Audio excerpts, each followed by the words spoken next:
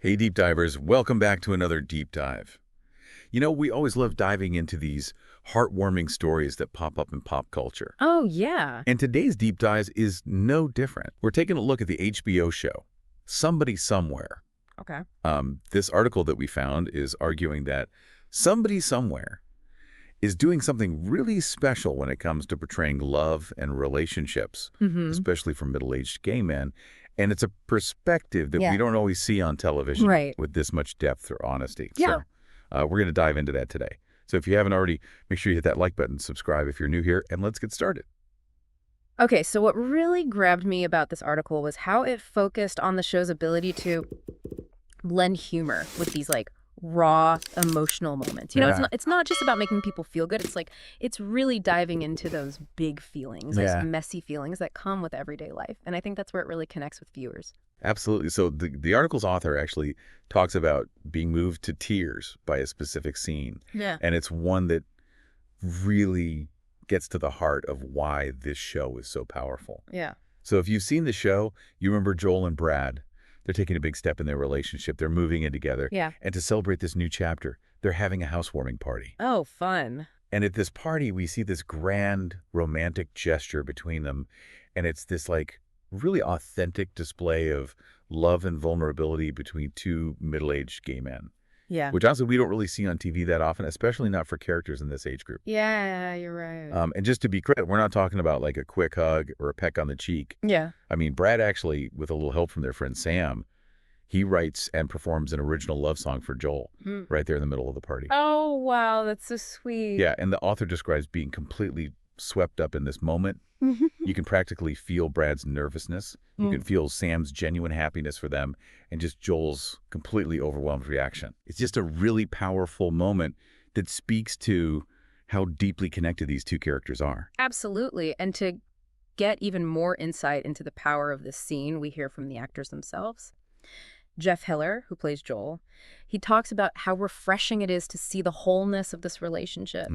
He says that a lot of times, characters over 40 or 50, they're just kind of there, they're the boss, they're the judge, whatever. But somebody, somewhere, takes the time to show Joel and Brad as fully formed people, dealing with the real ups and downs of a long-term relationship. And Hiller brings up another really important point, that the show isn't afraid to show the work involved in maintaining a relationship. Yeah. It's not all romantic dinners and walks on the beach. Exactly. We see the challenges, the compromises, the effort that it actually takes to stay connected to another person. And honestly, it's a thing that I think we can all relate to, but we don't often see portrayed so honestly on screen. Absolutely. You're so right about that. So often we see these idealized relationships in TV and movies, especially for middle-aged characters. It's like, oh, you found the one and now it's just smooth sailing. Yeah. But somebody somewhere really flips that on its head. Yeah. It shows that love, even when it's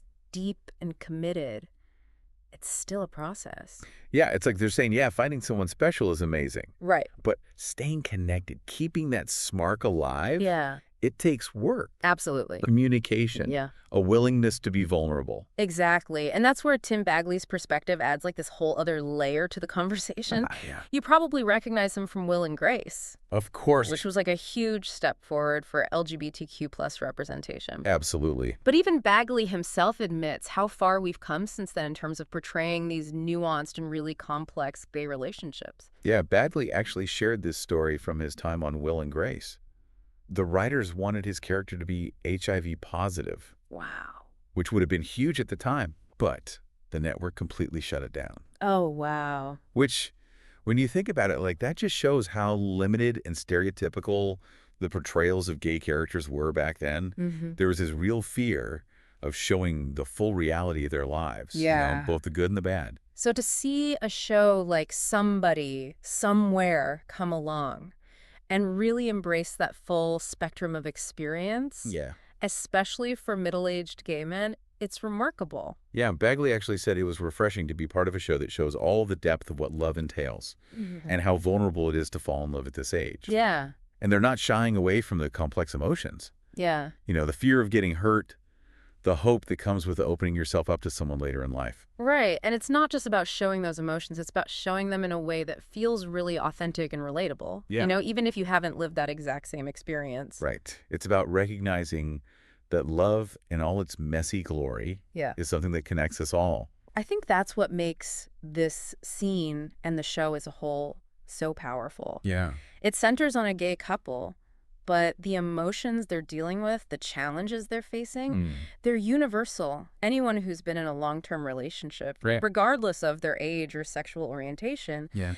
can see themselves in those moments of vulnerability, the joy, you know, that quiet understanding. Yeah, it's like they've taken this specific story with these specific characters, Yeah. and they've used it to tap into something so much bigger.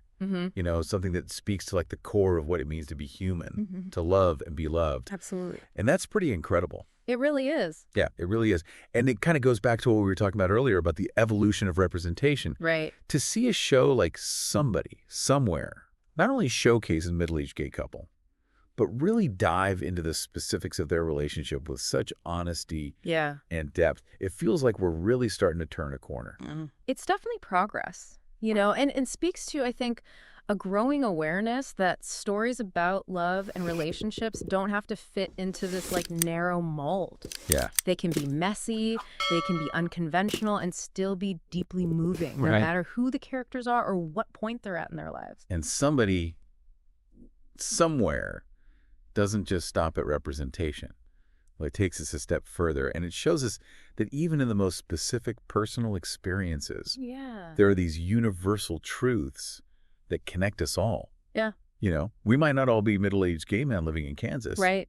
but we can all relate to that longing for connection, Oh, yeah. the fear of being vulnerable, Yeah. the joy of finding someone who really sees you. You hit the nail on the head. That's what makes this whole deep dive so fascinating. Yeah. We started with this one scene, this romantic gesture that moved the author to tears, and now it's opened up this whole conversation about the power of storytelling, Absolutely. the importance of authentic representation, Yeah. and how TV can actually like reflect and shape how we understand love and relationships. It really makes you think about all the other stories that are out there waiting to be told. Yeah. All the different perspectives and experiences that haven't really had their moment in the spotlight yet. Right. I mean, there's so much richness and diversity in the human experience. Absolutely. I'm really excited to see how television keeps evolving and embracing that complexity. I'm with you there. And I think that's the beauty of it all. Yeah. You know, as we keep pushing these boundaries and challenging these norms, who knows what kind of amazing stories we'll uncover and what new ways we'll learn to understand